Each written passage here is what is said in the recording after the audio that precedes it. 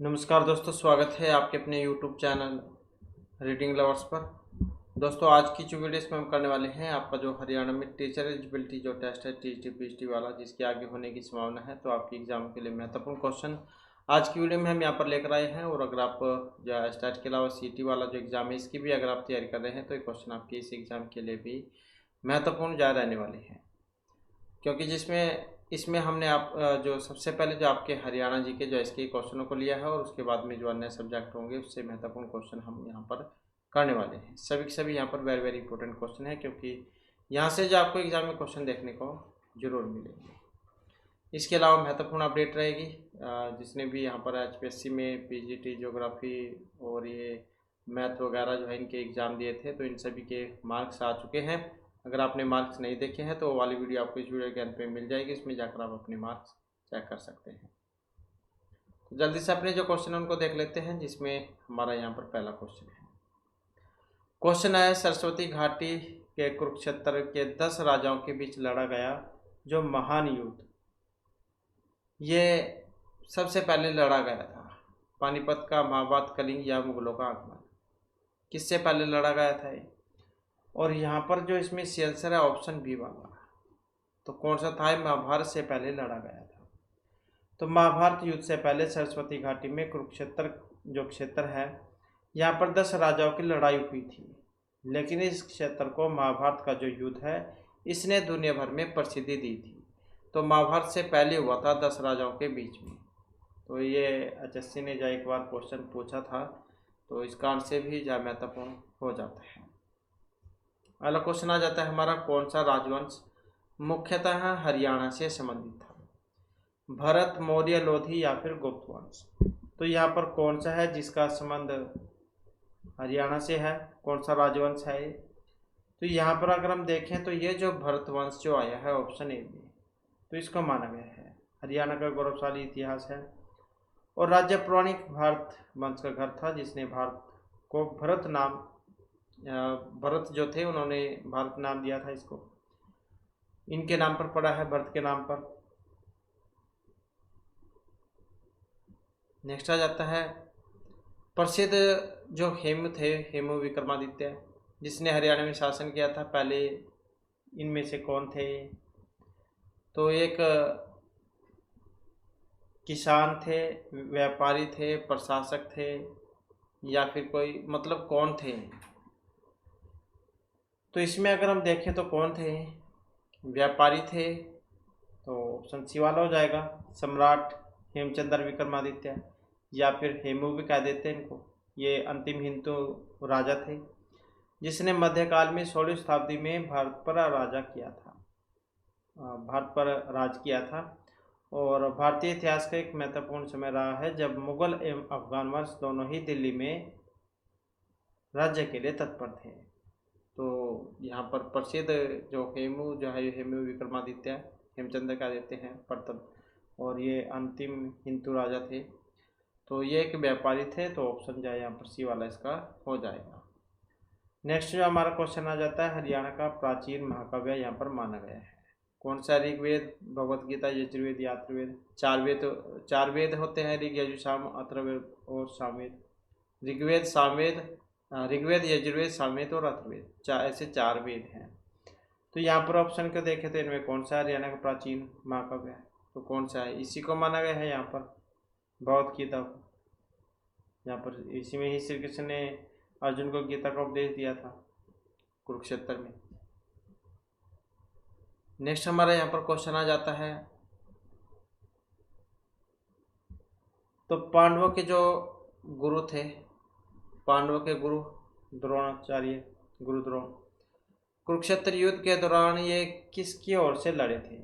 अब किन की ओर से लड़े थे ये गुरु द्रोणाचार्य? तो पांडव, धर्म, कौरव, या फिर कोई से और लगा लो, या किसी की भी नहीं। तो कौन थे गुरु द्रोणाचार्य? कुरुक्षेत्र युद्ध में किसकी ओर से लड़े थे? तो कौरवों की ओर से लड़े थे।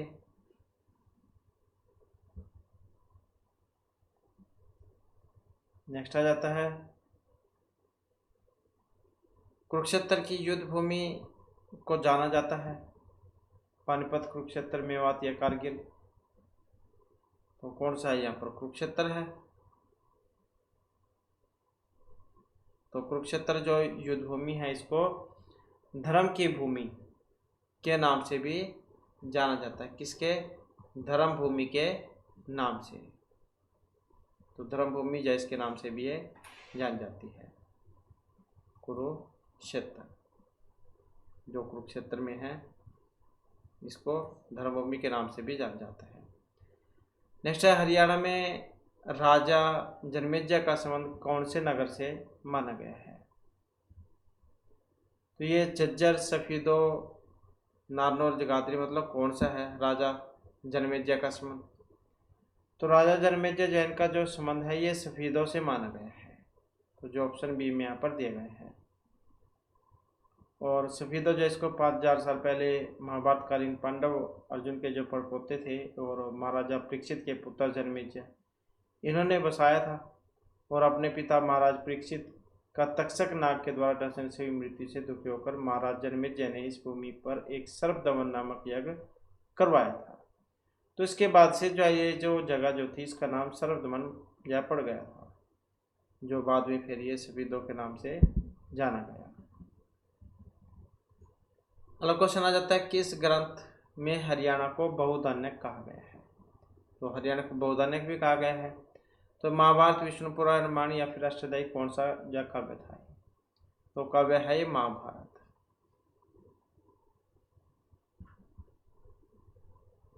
हरियाणा हरि आयन भगवान का निवास इस नाम से भी जाना जाता है। और बहुधान्यक धन की अधिकता इसके लिए भी जाना जाता है। नेक्स्ट आ जाता है तराइन मतलब तरावड़ी में लड़े गए प्रथम युद्ध में या जीत हुई थी?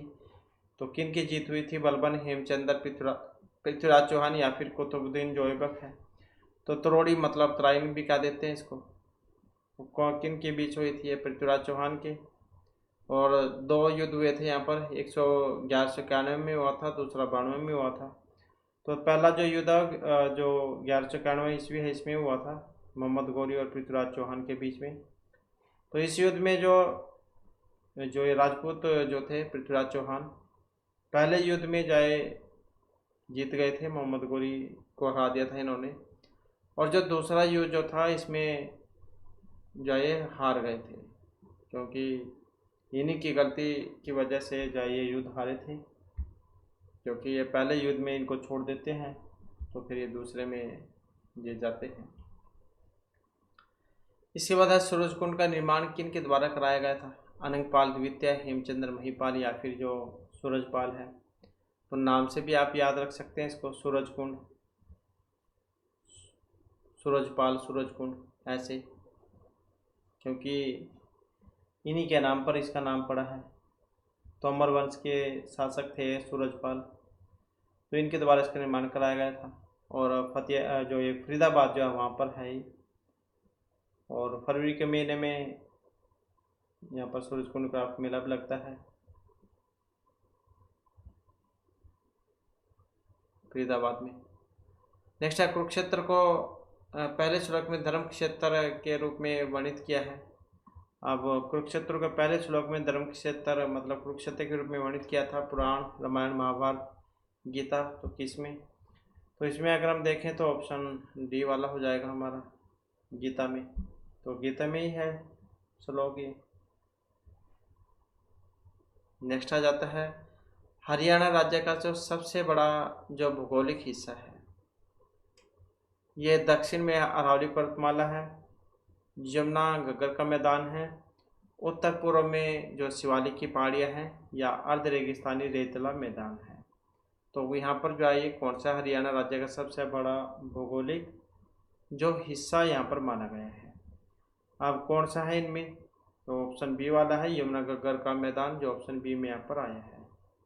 और सबसे बड़ा राज्य का सबसे बड़ा जो भाग है ये इसको माना गया है। और उत्तर पूर्व में ये शिवालिक की पहाड़ी आ जाती हैं। अब शिवालिक की पहाड़ी जो पंचकुला वाला क्षेत्र जो ये आ जाता है।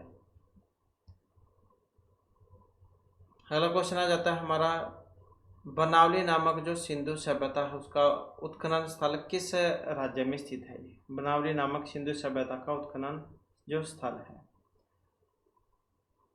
तो ये रोहतक, फतेहाबाद, भिवानी या अम्बाला कहाँ पर है? तो इसकी बात करें तो ये फतेहाबाद में है, ऑप्शन बी वाला इसमें हो जाएगा। जैसे मिठातल भिवानी और दौलतपुर कुरुक्षेत्र में है, बनावली फतेहाबाद में है, कुणाल ये भी फतेहाबाद में है, थानेसर कुरुक्षेत्र में, मिर्जापुर ये भी कुरुक्षेत्र में है, भगवानपुरा ये भी कुरुक्षेत्र में है, मानहेरू ये भिवानी में है, मदीना ये रोहतक में है, बादली झज्जर में है, अनंतपुर फरीदाबाद में है, गुरुआ हिसार में है, कनकटीला कुरुक्षेत्र में है। तो इसके साथ ही ये भी आप याद रखिएगा। तो बनावली नामक जो सिंधु सभ्यता है उसका उत्खनन स्थल कहाँ पर है? फतेहाबाद। नेक्स्ट क्वेश्चन आ जाता है हमारा, आचार्य जो व्यास थे इनका आश्रम वर्तमान हरियाणा में कौन से स्थान पर है? तो आचार्य जो व्यास हुए हैं, जींद, हिसार, महेंद्रगढ़ या फिर कुरुक्षेत्र में? तो कहाँ पर है? कुरुक्षेत्र में है, तो इसमें ऑप्शन डी वाला हो जाएगा। अब जैसे दुर्वासा है, दुर्वासा ऋषि हुए हैं, आश्रम इनका दोबलधन है और रोहतक में है। व्यास की बात करें तो वनस्थली इनका आश्रम है कुरुक्षेत्र में। च्यवन ऋषि की बात करें तो डोसी की जो पहाड़ी है डोसी तीर्थ, तो वहाँ पर है और महेंद्रगढ़ में है। कपिल की बात करें तो कपिल मुनि कलायत में है, जींद में। पिपलाद ऋषि की बात करें तो बागोत है इनका आश्रम महेंद्रगढ़ में। उद्दलक की बात करें तो सियाणा आश्रम है महेंद्रगढ़ में। जामादाग्नि की बात करें तो राखीगढ़ी जो स्थान है हिसार में, वहाँ पर है। तो इस प्रकार से है। तो आचार्य व्यास का संबंध जब कुरुक्षेत्र से हो जाएगा। अगला क्वेश्चन है, हरियाणा में कहाँ से ये जो योद्धे गणराज्य की जो मोहरे जहाँ वो प्राप्त हुई थी और ये जो स्थल है किस जिले में स्थित है? तो कहाँ से, यहाँ पर हम कर लेते हैं योद्धे गणराज्य जो है, योद्धे गणराज्य की जो मोहरे हैं नौरंगाबाद से प्राप्त हुई थी। ये योद्धे गणराज्य की है मोहरे नौरंगाबाद से प्राप्त हुई थी। तो स्थल कौन से जिले में है ये? भिवानी, हिसार, फतेहाबाद या फिर रोहतक में? तो कहाँ पर है? और जो है ये भिवानी में है, तो ऑप्शन ए वाला जो है हमारा आंसर यहाँ पर हो जाएगा। जैसे ये कुषाण कालीन जो सोने के सिक्के मिले थे तो मितातल से प्राप्त हुए थे और कहाँ पर है? मितातल भिवानी में है। इसी प्रकार से योद्धे गणराज्य की मोहरे नौरंगाबाद जो स्थान है वहाँ से मिली थी और ये भी भिवानी में है। समुद्रकालीन जो सिक्के मिले थे मितातल से, मितातल स्थान है ये भिवानी में। इंडो ग्रीक सिक्के ये खोखरा कोट से मिले थे और ये रोहतक के अंतर्गत है। और हर्षकालीन जो ताम्र मुद्राएं हैं वो सोनीपत से मिली थी, सोनीपत ये स्वामी जिला है। कुषाणकालीन जो स्तंभ है ये रोहतक में है। यक्ष की मूर्तियाँ ये पलवल में है और शुगकालीन जो फलक है शुग स्थान ये जमनगर में है। तो इस प्रकार से जो यहाँ पर स्थान और जहाँ से वस्तुएं प्राप्त हुई हैं। तो ये योद्धे गणराज्य की जो मोहरे है वो नौरंगाबाद से प्राप्त हुई थी, नौरंगाबाद आ जाता है भिवानी में। इसके बाद हमारा क्वेश्चन है, इस प्रसिद्ध राजा को राय पिथौरा भी कहा गया है? पृथ्वीराज चौहान, घटोत्कच, अनंगपाल द्वितीय या महिपाल को? तो राय पिथौरा कहा गया है। अब राय पिथौरा इनमें से किसको कहा गया है? तो ये जो पृथ्वीराज चौहान है इसी को कहा गया है। पिथौरा पृथ्वी ऐसे आप याद रख सकते हैं, पिथौरा पृथ्वी दोनों में एक जैसी है। तो ये पृथ्वीराज चौहान थे। पिथौरा किला है, इसका निर्माण कराया था इन्होंने। नेक्स्ट है, मोहम्मद गौरी ने पृथ्वीराज चौहान को हरियाणा के कौन से स्थान पर हराया था? तो जैसे कि ऊपर क्वेश्चन आया था, तराइन का युद्ध हुए थे 1191 और 92 में। तो पहले युद्ध में जो है मोहम्मद गौरी हार जाते हैं और दूसरे युद्ध में ये जीत जाते हैं। मतलब दूसरा युद्ध जो था उसमें पृथ्वीराज चौहान को हरा देते हैं। तो तराइन मतलब त्रोड़ी का था ये, जो ऑप्शन ए में यहाँ पर दिया गया है। तो ये दूसरे नंबर का युद्ध था जिसमें ये हरा देते हैं, 1192 ईस्वी वाला।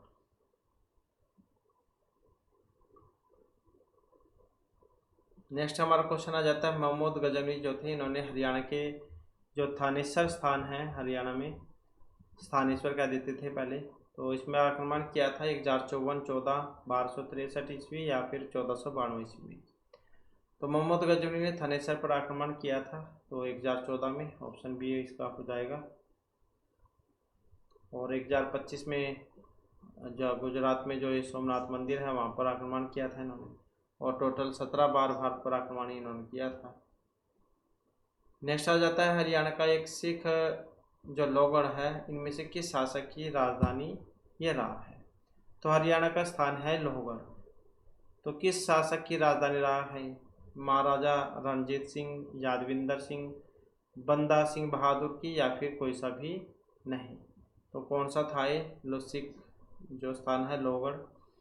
तो इसका जो संबंध है बाबा बंदा सिंह बहादुर जो इससे माना गया है, तो ऑप्शन सी इसका हो जाएगा। तो ये स्थान है लोहगढ़, बाबा बंदा सिंह बहादुर की राजधानी रहा है। और ये बाबा बंदा सिंह बहादुर जैन का जन्म हुआ था 1670 में राजपूत परिवार में। सिख योद्धा थे जिन्हें 80 के दशक की शुरुआत में श्री गोविंद सिंह के से मिलने के बाद मुगल साम्राज्य के खिलाफ संघर्ष के लिए जाना जाता है।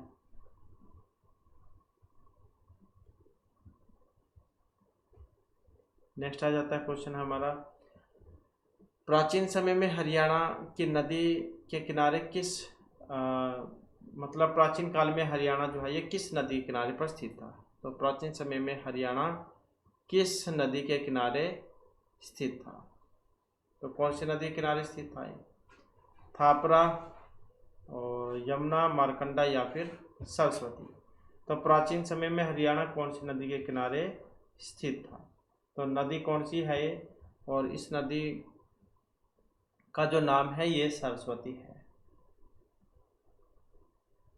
तो प्राचीन जो ये सिंधु सभ्यता जो थी ये हरियाणा के आसपास के इलाकों में फैली हुई थी, और यहाँ से ही सरस्वती जो नदी है वो निकलती है। तो ये सरस्वती जो है नदी के किनारे था हरियाणा। अगला क्वेश्चन आ जाता है हमारा, हरियाणा में जो पंजाबी भाषा इसको बढ़ावा देने के लिए इसे राज्य की भाषा बनाया गया है, पहले, दूसरे, तीसरे या चौथे नंबर की? तो कौन से नंबर की है ये हरियाणा में पंजाबी भाषा को बढ़ावा देने के लिए? तो कौन से नंबर की है यहाँ पर ये?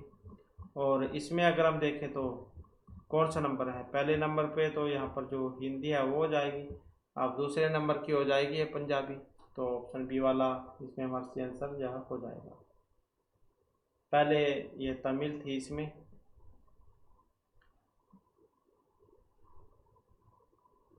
तो पहले तमिल जो थी इसको राज्य में दूसरी भाषा का दर्जा जो स्वर्गीय जो बंसीलाल थे इनके पहले कार्यकाल में दिया गया था। बाद में फिर 2019 से 2005 के दौरान ओम प्रकाश जो चौटाला थे इन्होंने तमिल भाषा को जो दर्जा मिला हुआ था इसको हटा दिया था, और पंजाबी भाषा को दूसरी जो राजभाषा का जो दर्जा था वो दिलाया था। तो ये दूसरे जो है यहाँ पर नंबर की है। नेक्स्ट हमारा क्वेश्चन आ जाता है,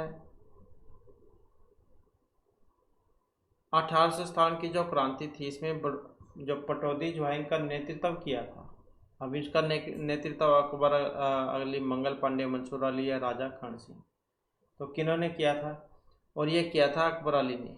तो जो ऑप्शन ए में है यहाँ पर, तो भारत की स्वतंत्रता के पूर्व ये पटौदी रियासत का मुख्यालय था।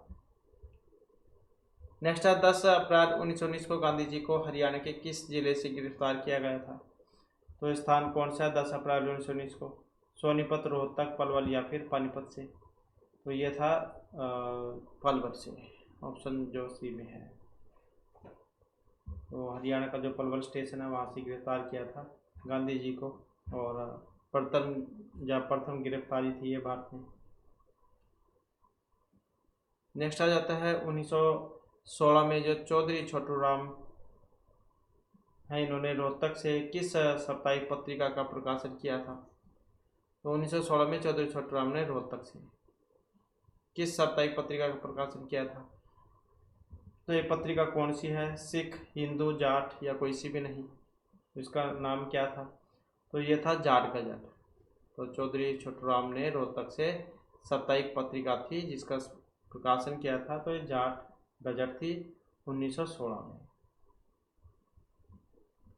नेक्स्ट हमारा क्वेश्चन आ जाता है, इनमें से 1857 का जो भारतीय विद्रोह था इसके हरियाणा से प्रमुख नेता इनमें से कौन थे? तो प्रमुख नेता राव तुलाराम थे, हीरा सिंह थे, लाला श्यामलाल या बाबू दयाल शर्मा। तो 1857 के भारतीय विद्रोह से हरियाणा के प्रमुख नेता थे, तो इनका नाम था राव तुलाराम। तो जो यहाँ पर ऑप्शन ए जो है इसमें दिया गया है। अगला क्वेश्चन है, 1857 में फर्रुखनगर की किस चुनाव ने अंग्रेजों से टक्कर ली थी? कब 1857 का जो फर्रुखनगर जो था यहाँ से नवाब ने टक्कर ली थी? अब ये मोहम्मद तुगलक थे, बलबन, गयासुद्दीन या फिर दलेल खां। तो कौन थे फर्रुखनगर के नवाब ने अंग्रेजों से टक्कर ली थी? और इनका जो नाम है ये गयासुद्दीन था, जो ऑप्शन सी में यहाँ पर दिया गया है। तो 1857 के विद्रोह के दौरान अंग्रेजों से टक्कर इन्होंने ली थी। अगला क्वेश्चन आ जाता है, 23 सितंबर 1857 को लाल किले के सामने किस देशभक्त को फांसी पर लटका दिया गया था? कब? 23 सितंबर को, जो अब ये शहीदी दिवस मनाया जाता है। तो ये अब्दुल रहमान खां, समंद खां, मुनीर बेग या गुलाम खां। तो कौन थे? ये थे अब्दुल रहमान खां। तो लाल किले के सामने इनको 23 सितंबर 1857 को फांसी पर लटका दिया गया था। नेक्स्ट आ जाता है, वर्ष 1924 में जमींदारी लीग की स्थापना की थी। अब जमींदारी लीग की स्थापना करने वाले थे चौधरी देवीलाल और बाबूराम या और चौधरी छोटूराम या बाबू दयाल शर्मा, मतलब कौन थे इनमें? तो 1924 में जमींदार लीग की स्थापना करने वाले तो कौन थे? यही थे चौधरी छोटूराम, गरीबों के मसीहा के नाम से भी इन्हें जान जाता है। इनका जो जन्म है 24 नवंबर को हुआ था 1881 में गढ़ी सांपला में। इनके जो पिता, इनका नाम था चौधरी सुखीराम और माता का नाम था सीरिया देवी। वास्तविक नाम जयललिता रिचपाल था, कई बार ये भी एग्जाम में आया हुआ है। और इनकी जो शादी है वो ज्ञाना देवी के साथ हुई थी, 10-11 साल की जो आयु थी इसमें। और 1910 में इन्होंने आगरा कॉलेज जो वहाँ से पढ़ाई की थी और 1912 में वकालत शुरू की थी। 1913 को जाट आर्य वैदिक स्कूल जो संस्कृत हाई स्कूल है इसकी स्थापना की थी इन्होंने रोहतक में। और 1914 में राव बहादुर की उपाधि इनको मिली थी। फिर 1916 में रोहतक में कांग्रेस कमेटी का गठन किया था इन्होंने और प्रथम अध्यक्ष बने थे। और 1920 में अध्यक्ष पद से इन्होंने इस्तीफा भी दे दिया था। फिर 1916 में रोहतक से जाट गजट नामक जो समाचार पत्र इसका प्रकाशन किया था। और 1933 में फिर ये जो बांखड़ा बांध है शुरू करने में मतलब अहम जो भूमिका वो इन्होंने निभाई थी। और फिर ये मुस्लिम, सिख और जाट जो किसान थे इन्होंने मिलकर 1943 ईस्वी में दीनबंधु की उपाधि CF एंड्रूज मोहनदास करमचंद गांधी ने दी थी इनको। तो दीनबंधु की उपाधि भी इन्हें मिली हुई थी। इसके बाद आ जाता है अगला क्वेश्चन है हमारा,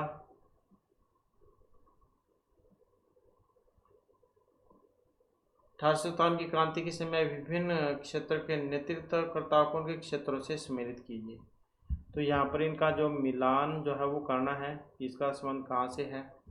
तो जैसे यहाँ पर देखें तो अगर हम तो इनका संबंध कहाँ से हो जाएगा? तो जैसे ये स्थान है यहाँ पर और पानीपत से किन का संबंध था?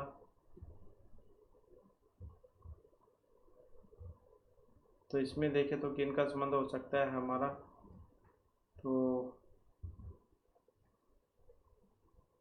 यहाँ पर देखते हैं, जैसे पानीपत है, अब पानीपत से इनका संबंध था इमाम जो ये अली कलंदर हैं, इनका हो जाएगा इमाम अली कलंदर, मौलवी कह देते हैं इनको। और रोहतक से इनमें किसका संबंध था? तो रोहतक से जो है ये जो बिशारत अली है इनका था।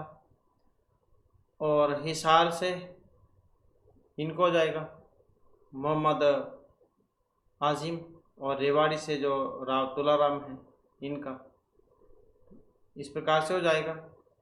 और जो चरखी दादरी है, दादरी यहाँ से थे ये बहादुर जंग, रोपड़ से थे मोहन सिंह, भट्टू से थे मोहम्मद आजिम, हांसी से हुकमचंद, रेवाड़ी के हुई गए राव तुलाराम, और रानिया से थे नूर मोहम्मद खां, लोहारू से थे अमीनुद्दीन, और रोहतक के भी हो गए यहाँ पर ये बिशारत अली। नूह के थे सदरुद्दीन, किसान नेता थे। अहिरवाल से थे तुलाराम, सामंती नेता थे। पलवल जयपलवल से थे गफूर अली। फरीदाबाद से थे धानु सिंह। बल्लभगढ़ से नाहर सिंह। फरुखनगर से अहमद अली, और पानीपत के भी हो गए यहाँ पर ये इमाम अली कलंदर। खड़खोदा से थे बिशारत अली। सांपला से थे साबर खां, किसान नेता थे ये भी। दुजाना से थे हसन अली, और हिसार से थे जो मोहम्मद आजिम यहाँ पर आए हैं। तो इस प्रकार से इनका जो संबंध है ये माना गया था। तो इस प्रकार से आप इसमें देख लेना, इसी प्रकार का क्रम है इनका 1 2 3 4 का भी। अगला क्वेश्चन आ जाता है, भारतीय राष्ट्रीय कांग्रेस के जो 72वें संस्थापक थे इनमें हरियाणा से कौन से थे? तो भारतीय राष्ट्रीय कांग्रेस के 72 संस्थापकों में हरियाणा से थे लाला हरदयाल, बाबूदयाल, बेनी सिंह, राय बहादुर, मुरलीधर। तो कौन थे? यही थे राय बहादुर मुरलीधर। ये वकील भी थे, देशभक्त तो थे ही। और 1919 में राय बहादुर की उपाधि से इनको अलंकृत किया गया था, लेकिन इन्होंने ये ठुकरा दी थी। और ग्रैंड ओल्ड मैन के नाम से भी इन्हें जाना जाता है। इसके बाद है पंजाब का शेर या फिर पंजाब केसरी के नाम से जान जाते हैं। तो ये कौन थे? लाला लाजपत राय, बाल गंगाधर तिलक, सरदार पटेल या सुभाष चंद्र बोस। तो इनको पंजाब केसरी या पंजाब का शेर कहा जाता है। तो कौन थे? लाला लाजपत राय, जो ऑप्शन ए में यहाँ पर आए हैं। नेक्स्ट क्वेश्चन है हमारा,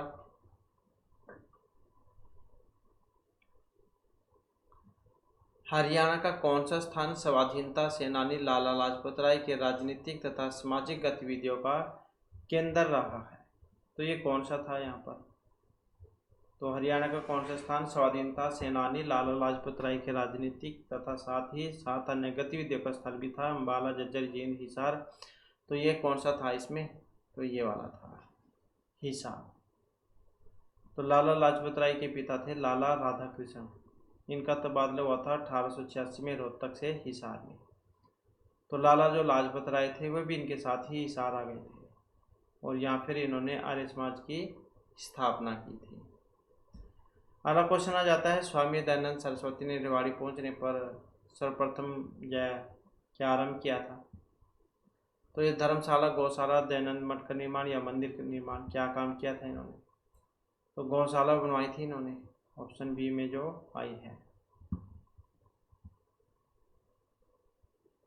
अगला क्वेश्चन आ जाता है, सन 1888 में इलाहाबाद में आयोजित हुई प्रथम राष्ट्रीय कांग्रेस के चौथे अधिवेशन में किस हरियाणवी नेता ने हिसार के प्रतिनिधित्व के रूप में भाग लिया था? तो ये बलदेव सिंह थे, बंदे सिंह, बेनी सिंह, लाला लाजपत राय, लाला सुल्तान सिंह। मतलब कौन थे इसमें? तो लाला लाजपत राय थे, जो ऑप्शन सी में यहाँ पर दिए गए हैं।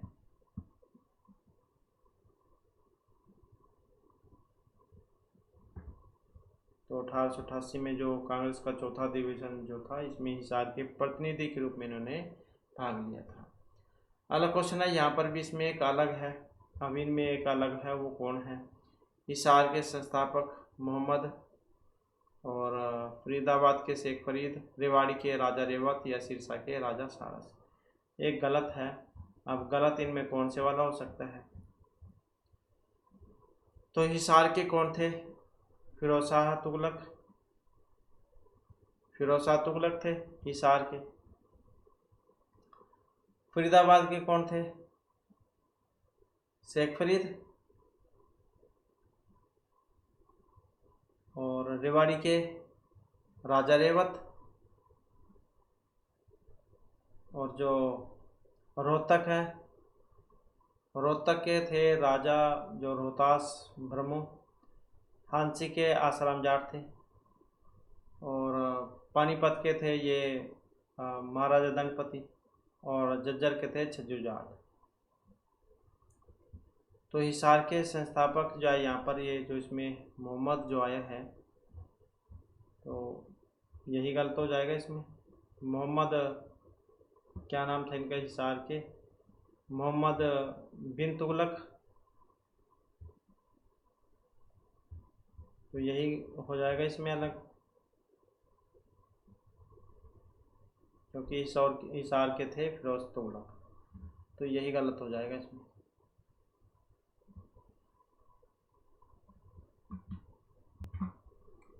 तो इस आधार पर तो हमारा जो है पहले वाला जो ऑप्शन है यही गलत होता है। नेक्स्ट हमारा जो क्वेश्चन आ जाता है, प्रसिद्ध स्मारक जो है किशोरी महल, तो ये कहाँ पर है? करनाल में है, गुड़गांव, पानीपत या होडल में है? किशोरी महल कहाँ पर है? तो होडल में है ये, तो ऑप्शन सी वाला मतलब डी जो है इसमें सी आंसर हमारा हो जाएगा। और इसका जो निर्माण जो हुआ था 1774 में हुआ था ये। नेक्स्ट आ जाता है, पंजाबी विभाजन का विरोध किया था। अब इसका विरोध किन्होंने किया था? आर्य समाज ने किया था, हिंदू महासभा ने किया था, जनसंघ पार्टी ने किया था, या इन सभी ने ही किया था? तो इसका विरोध जो है पंजाब विभाजन का विरोध जो किया था इन सभी ने ही किया था, तो जो ऑप्शन डी में है। अगला क्वेश्चन है, अप्रैल 1966 में नए राज्य हरियाणा के गठन के लिए गठित जो आयोग था उसके अध्यक्ष इनमें कौन थे? तो जस्टिस कृष्ण अय्यर, जैसी शाह, फजल अली या जे एल कपूर? तो 1966 में नए हरियाणा के गठन के लिए गठित आयोग के अध्यक्ष तो ये थे यहाँ पर जो हुकम सिंह जो है ये थे, तो इसमें है नहीं है, तो यहाँ पर हम कर लेते हैं हुकम सिंह। हुकम सिंह समिति जो है वो थी, तो हुकम सिंह इनके नाम पर समिति भी बनी थी। तो हुकम सिंह समिति ने पंजाब का पुनर्गठन स्वीकार करते हुए संस्तुति की पुनर्गठन हेतु सीमा आयोग बनाए जाए। फिर 23 अप्रैल 1966 को भारत सरकार ने जो हुकम सिंह समिति थी इसकी संस्तुति के अनुसार 3 सदस्यीय सीमा आयोग का गठन किया था, और इस आयोग के जो अध्यक्ष थे वो जस्टिस जे.सी. शाह जो थे, इनको बनाया गया था।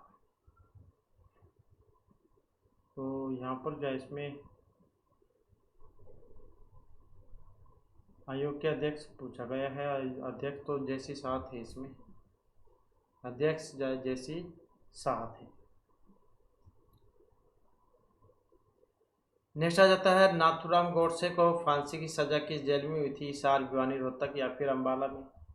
तो नाथूराम गोडसे को फांसी की सजा हुई थी, अब ये अम्बाला की जेल थी,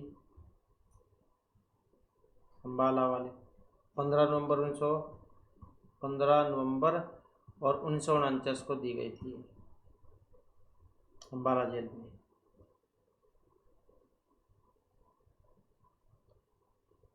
इसके बाद आ जाता है, नवंबर 1920 में रोहतक में कांग्रेस की अध्यक्षता की थी। तो नवंबर 1920 में रोहतक में कॉन्फ्रेंस की अध्यक्षता, जो कॉन्फ्रेंस है यहाँ पर ये कॉन्फ्रेंस की जो अध्यक्षता की थी, अब ये चौधरी रामजस दत्त ने थी, और लाला श्यामलाल उद्यमी राम दीनदयाल मतलब कौन थे इसमें? तो इनका नाम था चौधरी राजम दत्त, राजम दत्त था, ये ऑप्शन ए वाला।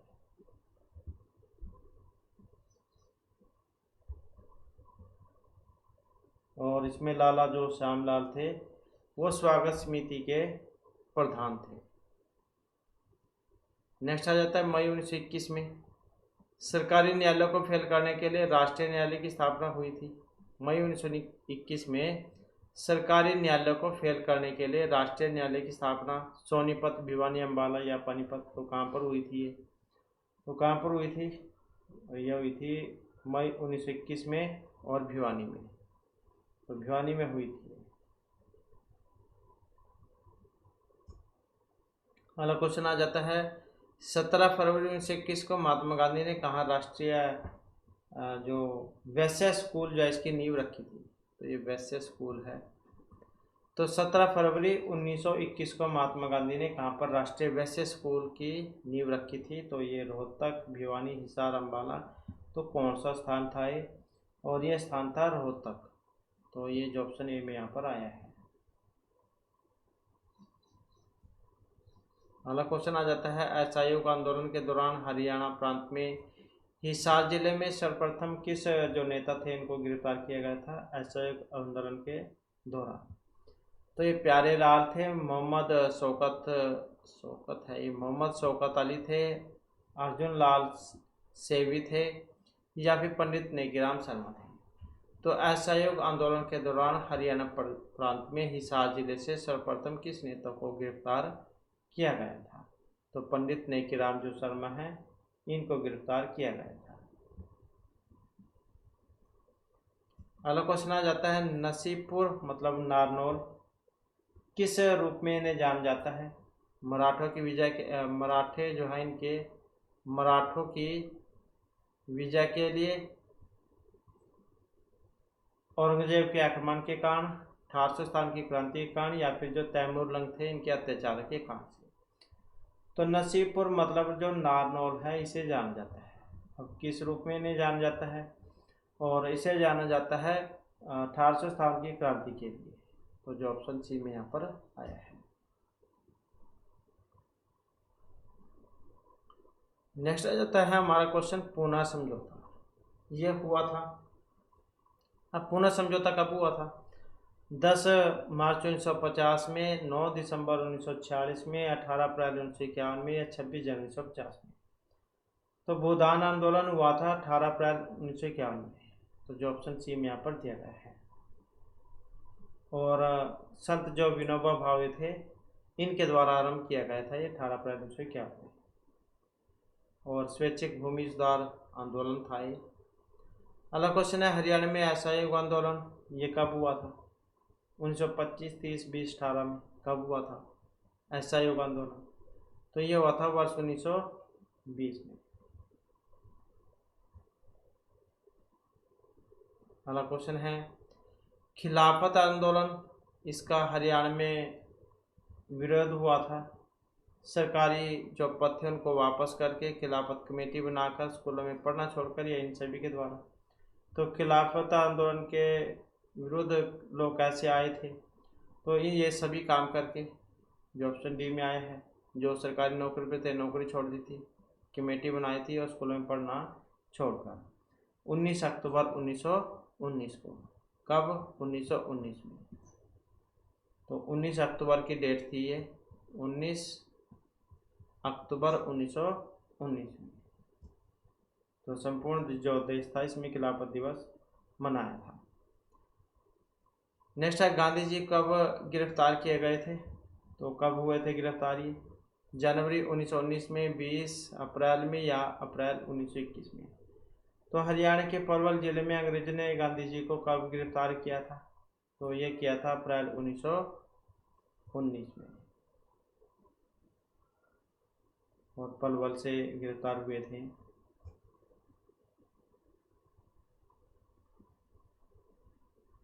इसके बाद हमारा क्वेश्चन आ जाता है, भारत में जो ब्रिटिश जो सत्ता थी इसके दौरान हड़प नीति जो चलाई गई थी इसका संबंध था कर्जन, डलहौजी, क्लाइव या फिर कैनिंग से।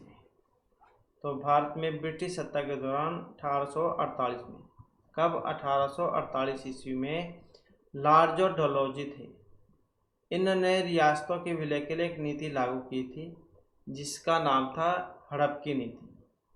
विधवा वाइस समय में पारित हुआ था किंतु लागू नहीं हुआ था। तो ये लॉर्ड डलहौजी थे,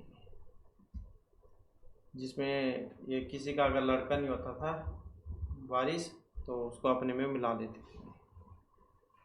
इसके बाद 1857 के स्वतंत्रता संग्राम में बल्लभगढ़ के किस राजा ने बलिदान दिया था?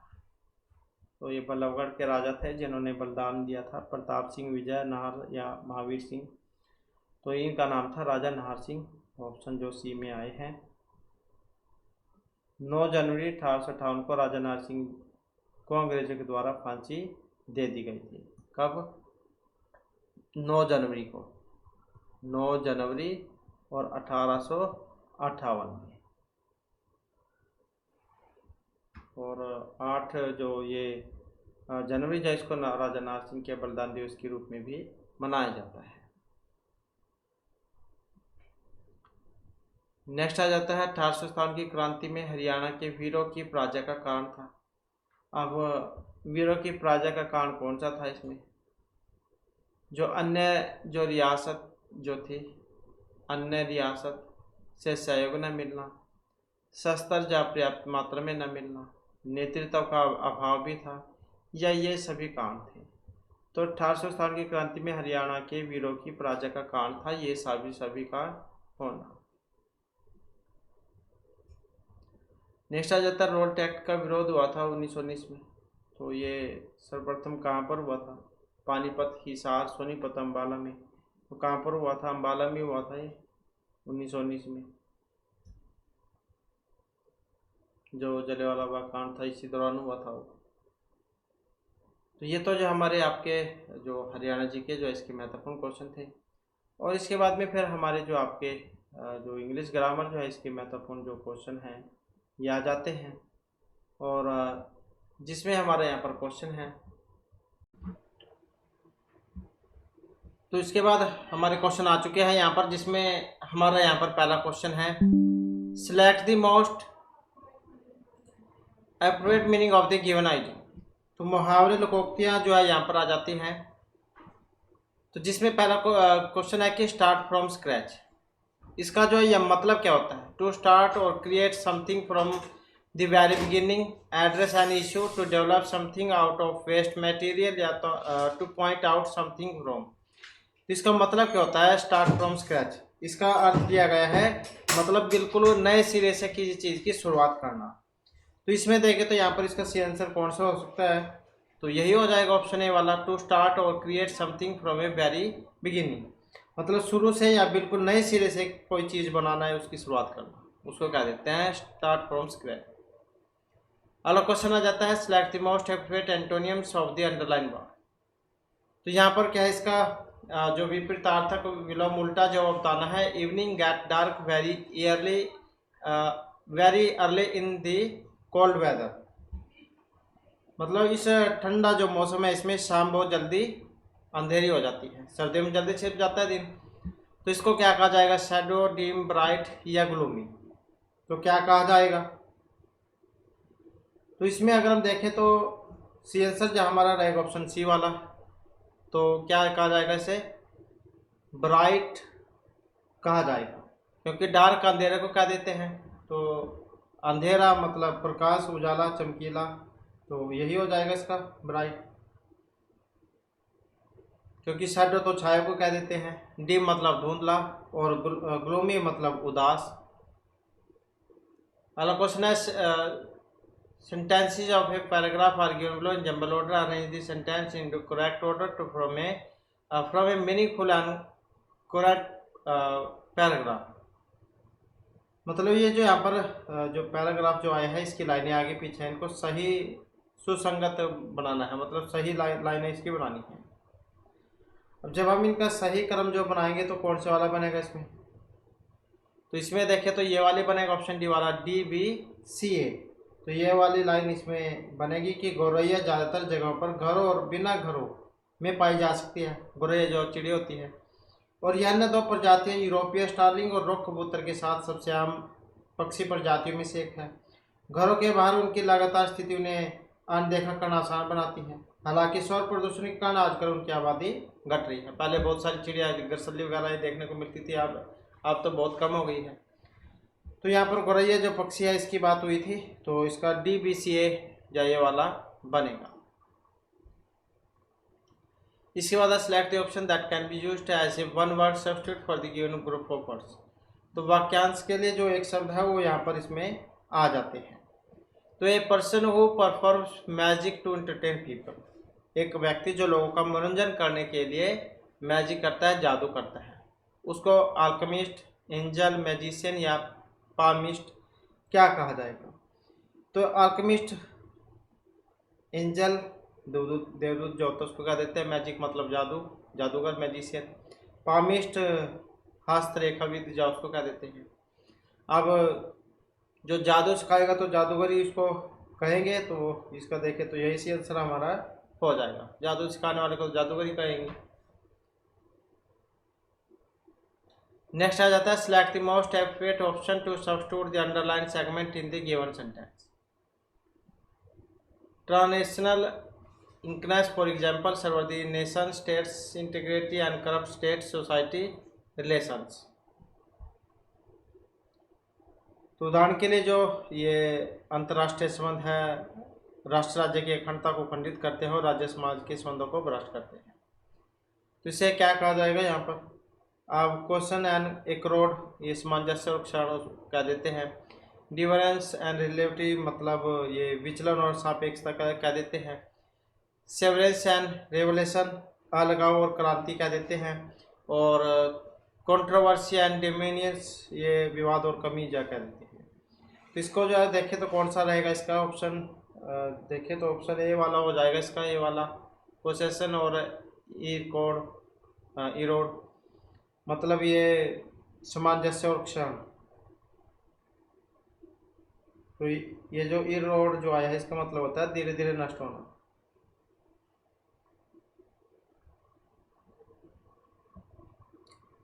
नेक्स्ट आ जाता है select the most appropriate antonyms of the given word. तो विपरीतार्थक विलोम उल्टा जो है यहाँ पर बताना है इसका। डिसोलेट, डिसोलेट मतलब क्या होता है इसका, उदास होना या उजाड़ना। फेस्टिव, फेस्टिव किसको कहा जाता है, ये उत्सव जो होता है उसको क्या देते हैं फेस्टिवल, मतलब फेस्टिव उत्सव। अल्यूसिव ये कह देते हैं भ्रामक को। फ्रूगल ये मितव्ययी को कह देते हैं। मेलकोनिक ये उदास जो ना वो कह देते हैं। अब इसका विपरीतार्थक विलोम उल्टा बताना था, तो इसका देखें तो कौन सा बनेगा यहाँ पर, ऑप्शन ए वाला हो जाएगा इसका फेस्टिव। तो यही हो जाएगा इसका, उदास और उत्सवपूर्ण मतलब खुश।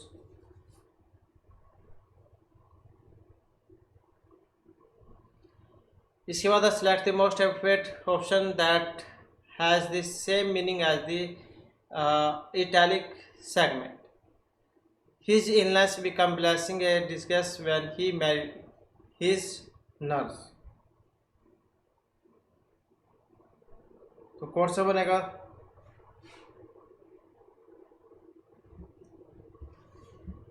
तो इसमें यहाँ पर इसका कौन सा हो सकता है,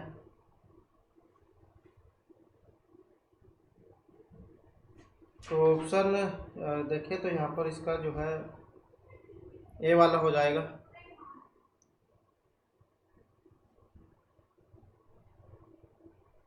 तो ये वाला होना चाहिए था इसका। तो an apparent misfortune that eventually has good results. तो ये हो जाएगा इसका यहाँ पर ऑप्शन।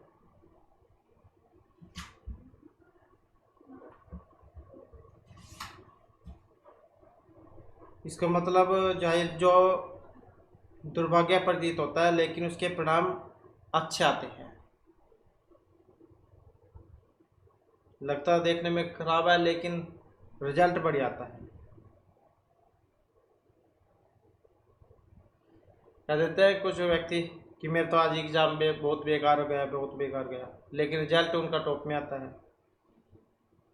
इसके बाद select the most appropriate synonyms of the given word. तो इसका क्या है, समानार्थक जो है वो आपने यहाँ पर बताना है। तो इसका समानार्थक क्या बनेगा, गार्निश। गार्निश किसको कहते हैं, सजाना जो होता है उसको क्या देते हैं। अब यहाँ पर जो ये डिवेंडर जो आया इसका मतलब है कम होना, और टर्निश मतलब ये धूमिल करना, ब्लेमिश मतलब धब्बा, और डेकोरेट मतलब सजाना। तो इसके जैसा बताना था यहाँ पर समानार्थक, तो डेकोरेट हो जाएगा, इसका मतलब भी सजाना है, गार्निश करना ये भी सजाना है। तो ये वाला इसका सही आंसर हो जाएगा। इसके बाद select the most appropriate synonyms of the given word. तो यहाँ पर भी इसका समानार्थक ही बताना है। डिटरमाइन, डिटरमाइन किसको क्या देते हैं, जो दृढ़ निश्चय होता है उसे क्या देते हैं। अब यहाँ पर हिस्टेंट, ये हिचकिचाना जो होता है उसको क्या देते हैं।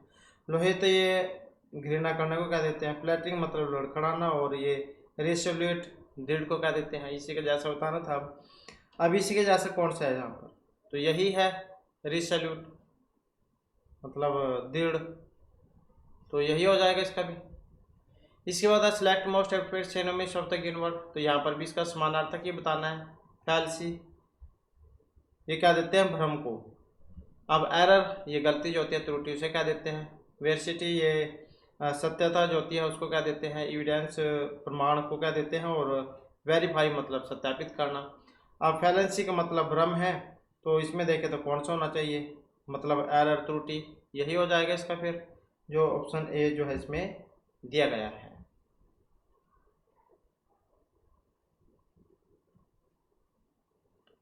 इसके बाद क्वेश्चन है select the most appropriate antonyms of the given word to fill in the blank. Capricious share market prices have remained for weeks, इसका मतलब क्या लिया गया है, मनमोजी शेयर बाजार की कीमतें हफ्तों तक रही हैं। अब फिकल, ये क्या देते हैं उसको, चंचल होने को। स्टेबल मतलब जो स्थिर होता है। मिसचीव्स, ये क्या देते हैं, शरारती होना। और वोल्टाइल मतलब अस्थिर होना। तो इसका विपरीतार्थक विलोम उल्टा बताना है यहाँ पर, तो कौन सा बनेगा यहाँ पर इसका, तो ये जो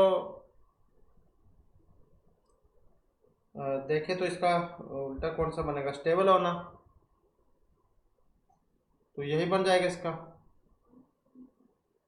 स्थिर मतलब स्टेबल होना।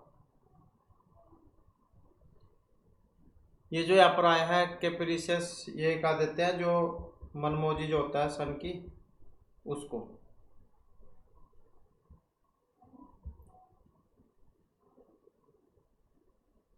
तो इसमें जो इसका स्टेबल हो जाएगा, स्थिर होना।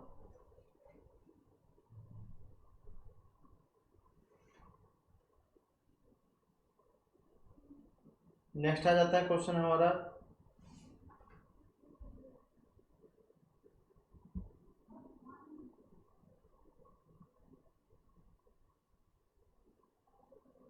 parts of a flowing sentence have been given as options. Select the option that contains an error.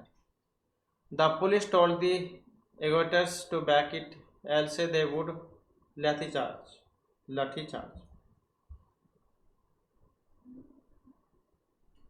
तो देखिए तो कौन सा बनेगा यहाँ पर,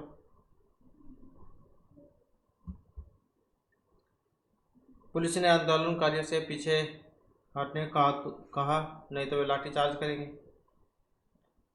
तो ये हो गया लाठी चार्ज, ऐसे दे वुड, तो कौन सा होना चाहिए इसका, तो ये हो जाएगा इसका ऑप्शन जो सी, जो इसमें दिया गया था एगेटर्स टू बैक इन, कि पीछे हो जाओ नहीं तो फिर लाठी चार्ज करना पड़ेगा।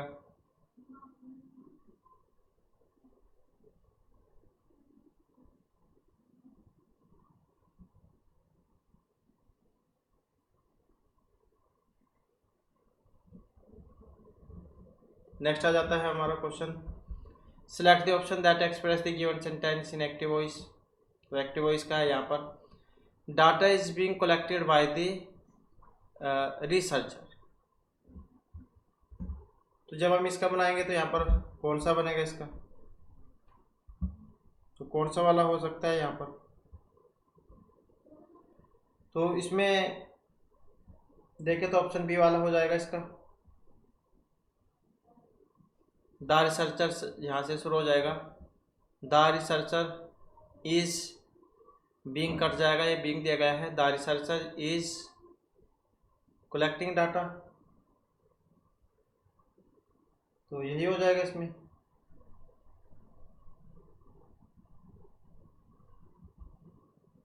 नेक्स्ट है select the most appropriate option to substitute the underline segment in the given sentence. His house is smaller than your, तो इसके देखें तो यहाँ पर कौन सा बनेगा, His house is smaller than your, तो सही जिसका कौन सा होना चाहिए यहाँ पर, इज स्मॉलर देन यू, ये जो आया है smaller than you, is smaller than you, इसकी जगह कौन सा होना चाहिए इसमें? तो यही हो जाएगा ऑप्शन ए वाला, इज स्मॉलर देन यूअर्स। तो ये वाला इसका हो जाएगा smaller than yours.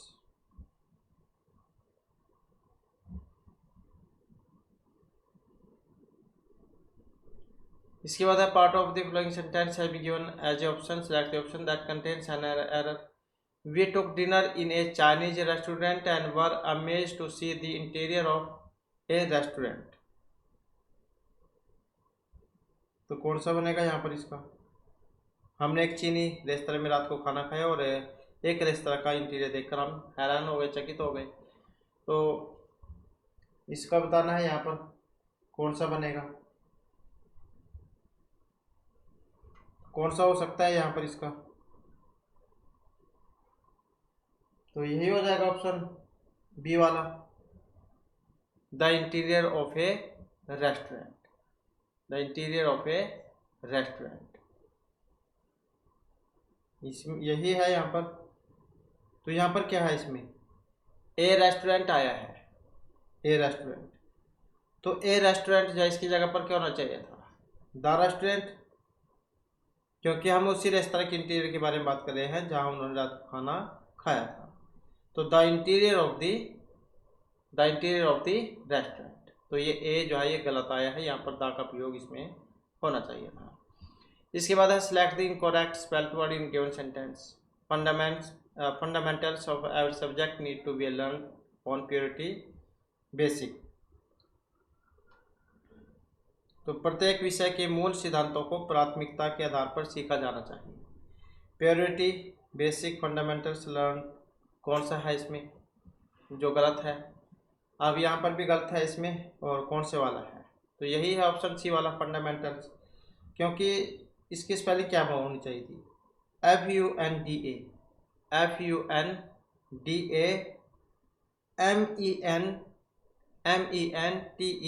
MENTELS, fundamentals, FUNDA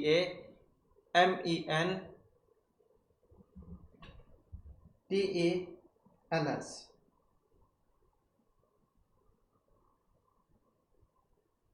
तो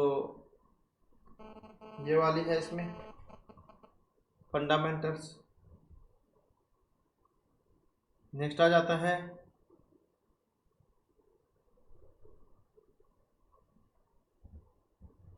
यहाँ पर क्या है, ई की जगह ए हो जाएगा, FUNDA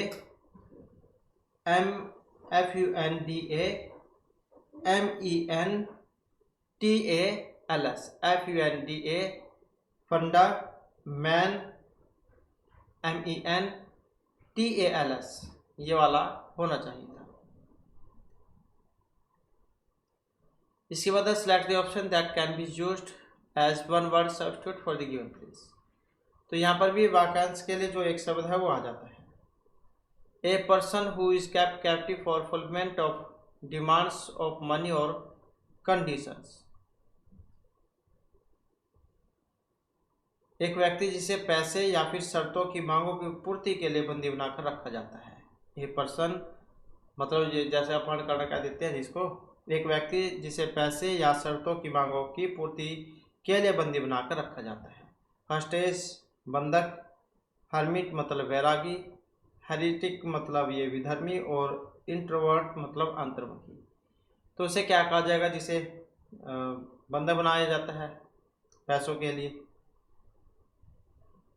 तो अपहरण करना मतलब एक तरीके से। तो कौन सा हो सकता है यहाँ पर इसका?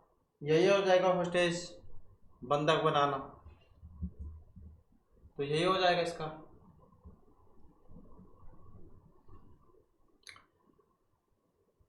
और इसके बाद में फिर हमारे जो आपके मैथ रीजनिंग वाले जो क्वेश्चन है ये आ जाते हैं। तो जिसमें हमारा यहाँ पर पहला क्वेश्चन है कि एक समकोणीय समद्विबाहु त्रिभुज का कर्ण 34 वर्गमूल 2 सेंटीमीटर, त्रिभुज का जो क्षेत्रफल है वो आपने यहाँ पर बताना है। तो कौन सा होगा यहाँ पर सी आंसर? त्रिभुज का क्षेत्रफल अगर हम ज्ञात करें तो यही हो जाएगा ऑप्शन एक वाला, 578 सेंटीमीटर की पावर 2, क्योंकि इसमें त्रिभुज का क्षेत्रफल हो जाएगा 1/2 गुणा b गुणा h। 1/2 और b गुणा h, ये हो जाएगा इसमें। तो जो आपका ये 1/2 गुणा में कितना आएगा 34, गुणा में 34, तो जो आ जाएगा 578 सेंटीमीटर की पावर 2। इसके बाद है 122 88 संख्या के कितने गुणनखंड होंगे। तो कितने गुणनखंड हो सकते हैं इसके, तो गुणनखंडों की जो संख्या कितनी हो सकती है इसमें 26 जो आयक हो सकते हैं, तो 26 हो जाएंगे इसके। इसके बाद है क्षेत्रफल की दृष्टि से निम्नलिखित में से कौन सा भारत का सबसे छोटा केंद्र शासित प्रदेश है। तो क्षेत्रफल की दृष्टि से भारत का सबसे छोटा केंद्र शासित प्रदेश यहाँ पर कौन सा है, तो कौन सा है इसमें, यही है लक्षद्वीप। इसका सही क्षेत्रफल कितना है 32 वर्ग किलोमीटर। और क्षेत्रफल की दृष्टि से भारत का सबसे छोटा राज्य गोवा और सबसे बड़ा राज्य राजस्थान है। और जम्मू कश्मीर क्षेत्रफल की दृष्टि से भारत का सबसे बड़ा केंद्र शासित प्रदेश है। इसके बाद हैदराबाद को हाईटेक सिटी के रूप में जाना जाता है। तो ये जो हाईटेक मतलब है इसकी फुल फॉर्म क्या होती है, HITEC, इसके पूर्ण रूप कौन सा है, क्या होती है इसकी फुल फॉर्म। फुल फॉर्म की बात करें तो कौन सा हो सकती है यहाँ पर, तो यही हो जाएगी इसके ऑप्शन 4 वाली, Hyderabad information technology and engineering consultancy, तो यही हो जाएगी इसकी। इसके बाद आ जाता है नेक्स्ट हमारा, दिए गए वृत्त में व्यास ए बी को बढ़ी हुई जीवा CD से बिंदु P पर मिलाने के लिए बढ़ाया जाता है यदि AP CD और DP रेखाखंडों की लंबाई या क्रमशः 18 3 9 सेंटीमीटर, तो वृत्त की त्रिज्या की जो लंबाई है वो आपने यहाँ पर बतलानी है। तो कितनी आएगी, तो कितनी हो जाएगी यहाँ पर 6 सेंटीमीटर, इतनी निकल के आएगी। इसके बाद यदि 6 धनात्मक पूर्ण अंकों का औसत 55 है तथा इन 6 संख्याओं में सबसे बड़ी व सबसे छोटी संख्या के बीच 24 का अंतर है, तो इन 6 पूर्णांकों में से सबसे बड़ी संख्या का अधिकतम संभव मान कितना होगा। तो अधिकतम संभव मान कितना आ सकता है यहाँ पर, तो 75 आ सकता है।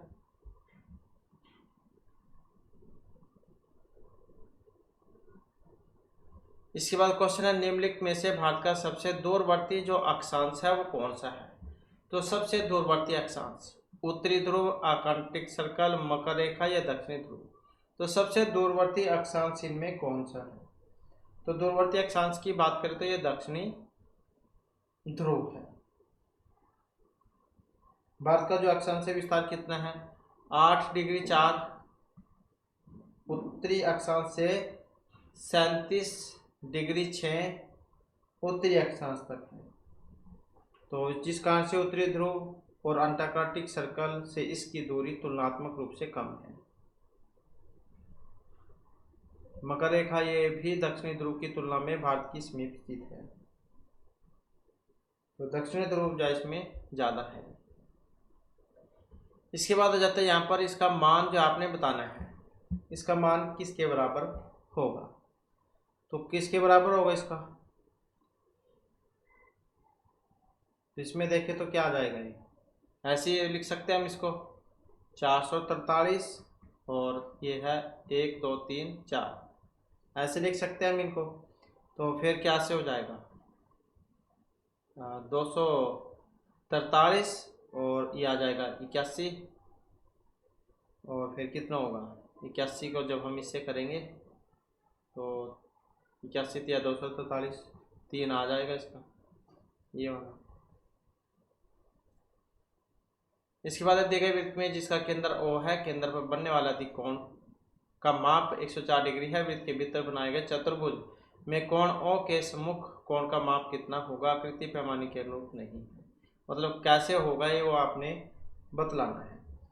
तो कितना आएगा यहाँ पर इसका, यह आ जाएगा 128 डिग्री।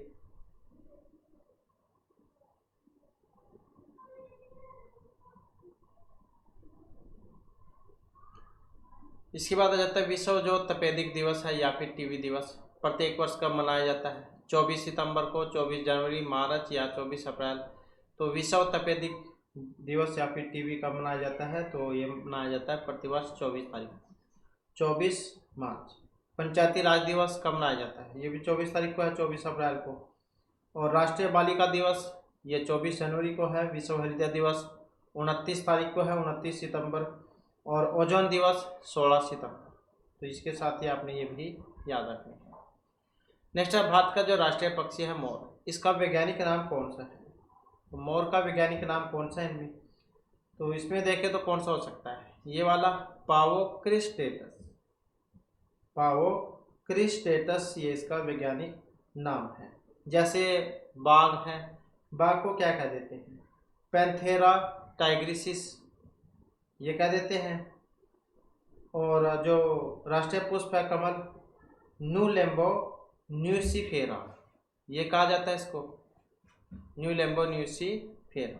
यहाँ तक ये कमल है। इसके बाद मार्च 2021 तक जानकारी के अनुसार महाराष्ट्र के राज्यपाल थे। तो ये पुरानी बात है अब।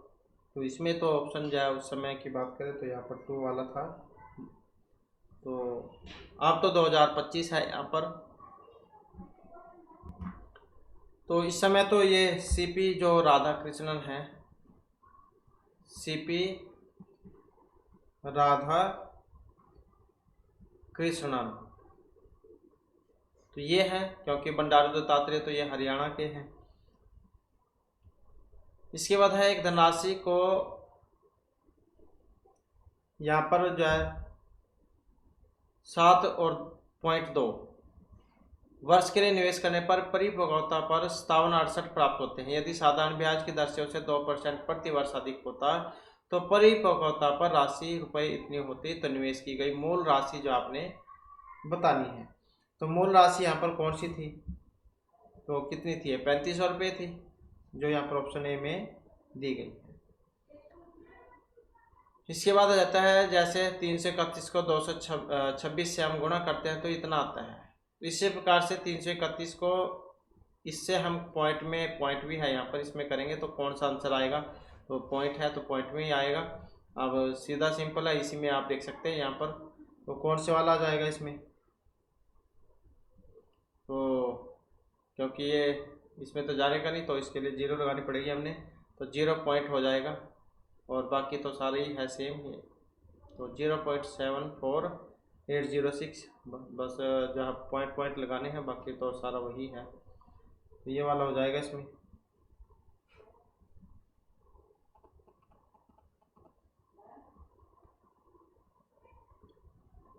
नेक्स्ट आ जाता है, ऐसा लगा लो बस 3 ये और 2 ये, 5 की हो जाएगी यहाँ पर। 1 2 3 4 5 यहाँ पर आ जाएगा पॉइंट। इसके बाद है इनमें से किस वायसराय ने वर्ष 1929 में भारत के लिए औपनिवेशिक स्वराज डोमिनियन स्टेटस के स्पष्ट प्रस्ताव की घोषणा की थी? तो कौन थे? तो ये थे यहाँ पर लॉर्ड इरविन।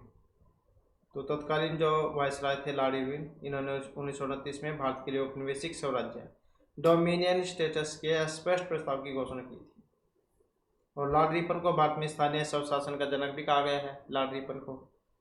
और लॉर्ड कॉर्नवालिस को भारतीय जो सिविल सेवा है इसका जनक कहा गया है, सिविल सेवा का। और लॉर्ड कैनिंग ये भारत के अंतिम गवर्नर जनरल और प्रथम जो वायसराय थे। राजस्थान का जो ये सैनिक विद्रोह जो हुआ था वो इन्हीं के समय में ही हुआ था। इसके बाद है प्रतिवर्ष अक्टूबर माह में राजस्थान में एक विश्व का सबसे जो बड़ा ऊँट मेला लगता है, वो स्थान कौन सा है? तो गोगामाड़ी है, पुष्कर, भीनमाल या रामदेववाड़ा, कौन सा है ये? तो पुष्कर में लगता है प्रतिवर्ष, ऑप्शन 2 वाला। क्योंकि सूरजकुंड का मेला तो ये जो हरियाणा जो है इसमें लगता है फरवरी महीने में। और पशु मेला ये बिहार में लगता है, सोनपुर बिहार में। इसके बाद एक हॉल में मौजूद लोगों में से 6/11 लोग वहां उपलब्ध कुर्सी में से 9/14 पर बैठे हैं और शेष लोग खड़े हैं। यदि 30 कुर्सियां खाली है तो हॉल में कितने लोग खड़े हैं? तो कितने लोग खड़े हैं यहाँ पर? तो कितने हैं? 45। इसके बाद है स्वर्णिम चतुर्भुज सुपर हाईवे का सबसे लंबा भाग कौन सा है? स्वर्णिम चतुर्भुज सुपर हाईवे तो कौन सा है यहाँ पर इसमें? यही है कोलकाता चेन्नई खंड। स्वर्णिम चतुर्भुज भारत का प्रसिद्ध राजमार्ग है ये।